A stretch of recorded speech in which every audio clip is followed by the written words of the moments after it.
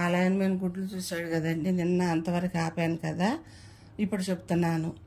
ఆ నలుగురికి ఫోన్ చేశాడండి ఫ్రెండ్. ఫోన్ చేస్తే ఆ నలుగురు వచ్చారు.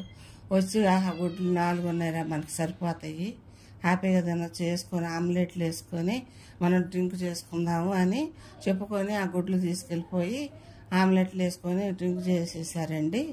ఇంకా అక్కడ తీరా చూస్తే తర్వాత పెట్టొచ్చి చూసుకుంటే గుడ్లు లేవండి. పెట్టి చాలా బాధపడిందండి. అయ్యో నా గుడ్లు ఏం చేశారు, ఇలాగ అయిపోయింది ఏంటని బాధపడితే, సరే ఆ కోపం పెట్టుకుందండి ఆ పెట్ట వాళ్ళ మీద బాగా పెట్టుకొని, వాళ్ళు ఇక ఎప్పుడు వస్తారు బయటికి అని ఎదురు చూస్తుంది.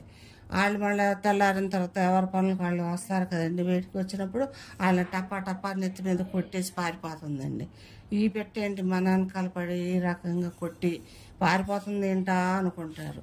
అనుకున్న తర్వాత రోజు అలాగే చేస్తుందండి. 2-3 రోజులు చేసిన తర్వాత వాళ్ళకే గుర్తొచ్చి, ఆహా ఆ గుడ్డు పెట్టలు మనం తినేసాం కదా, అందుకనే దాని కోపం వచ్చి మనల్ని ఇలా తన్నుకుంటూ పోతుంది, మనం దాన్ని క్షమించి మనం అడిగేద్దాంరా, తప్పు చేసామని, తప్పు బాకు కొట్టబాకు, ఇంకెప్పుడు చెయ్యం అట్లాగా అనేసి చెప్పి వేడుకున్నారు పెట్టని.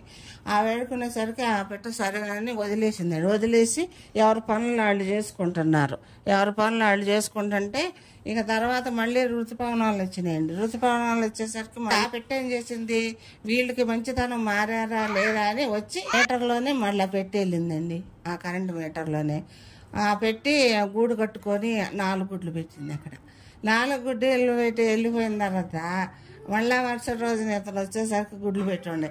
అరే మనం గుడ్లు తీసేసుకొని తినేసాం కదా, పెట్టొచ్చి మళ్ళీ ఎందుకు పెట్టింది తెలుసు కదా అని మళ్ళీ ఈ ఫ్రెండ్స్ ఆ 4 గుడ్లు తీసుకొని తినేశారండి. 4 గుడ్లు తినేసిన తర్వాత పెట్టొచ్చి చాలా చూసి బాధపడింది. చూసావా, వాళ్ళ బుద్ధులు మారవు, మంచితనం లేని మనుషులు అట్లనే ఉంటారండి. అసలు వదిలేసేసి వీళ్ళ బుద్ధి అంతే, వీళ్ళ దుర్మార్గులు మారని చెప్పేసేసి పెట్టదారు వెళ్ళిపోయి చెట్ల మీద పెట్టుకొని హ్యాపీగా బిడ్డలు కానీ ఆనందంగా ఉంటుంది. బాయ్ అండి. రేపు మళ్ళీ వచ్చి ఇంకో కథ చెప్తానండి మీకు.